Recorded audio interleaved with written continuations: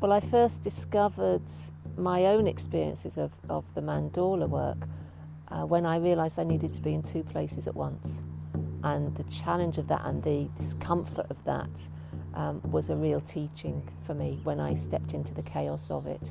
And I started to work locally in little garden yurts, exploring how it was and what I could do with it in order to create a process from it. And then this is the first time that I've brought the Mandorla work to Amsterdam. I feel like it's been really well organised and beautifully organised, and your presence there has really brought in something very special. The Mandorla for me is, it feels a very powerful tool and very strong medicine. It's listening, listening with all my senses. In which you can be, in which there can be like a lot of things going on, because these two circles are like a seemingly conflict, or they could feel like a conflict. So the part where they overlap, it's the intensity of the conflict in which you can feel it, but there's such a gift in it, and that's where the medicine is. And in order to dance with that and to be with that and really have other dancers represented in the circles and whatever's going on, and to move with it, then change happens, and then really the medicine comes out. And for me it was really an extraordinary feeling, because there were things coming up I wasn't really aware of. Maybe I have little traits of thinking, oh yeah, it could be about this or that. But to really dance with it and feel it and allow it to come through, like opening a black box, and just the medicine jumps out of it, and the beauty and the gifts of it. What she's like as a teacher. It's such a strong and extraordinary woman, and having basically all archetypes within her, but in such gentleness and softness, but with an immense wisdom and an immense strength with that.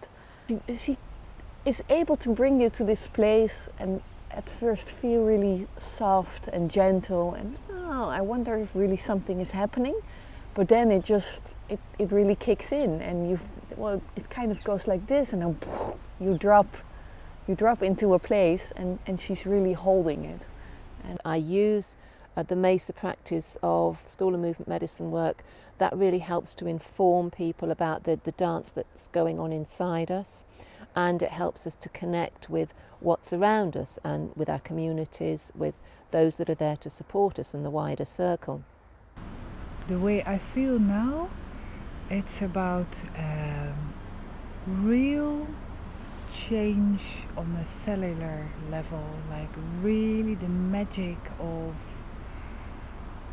the ability we all have to choose for change and healing and integration, through moving the body, to moving or being moved by emotions, and find our feet in it. So when we step into those constellation pieces, we're not there to perform something, we're not there to make something happen as such, or to plan it. We just trust the dancer to show us their next steps. It was wonderful to create something, because I'm an artist, so I like to visualize what's going in me, the emotions and in my head. And so making the collage just made me interacting with my inside, with my thoughts. Those that come in to support, those that hold the wider circle, are all participating and all receiving back some wisdom about themselves within it. When I was now dancing the Mandorla, something new came up. I started remembering, it was like I'm not seen, and that somebody vanished in my family. I was surprised that my story was speaking to me again in a totally different way. And with the help of the group trust to Caroline, I think I could see it again. Together, we don't have to be in competition with each other. Yeah. We don't have to feel threatened by each other. Sometimes we do, of course, that does happen. But if we can talk about it, if we can just allow ourselves to step into the mandorla of that and be with that energy, then there is such healing for us to encourage with each other.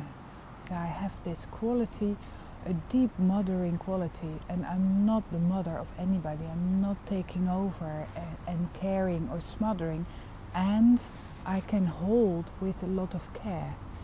And that's just an archetype that's very familiar for me, and that's what I bring, like the cauldron, and you bring the soup.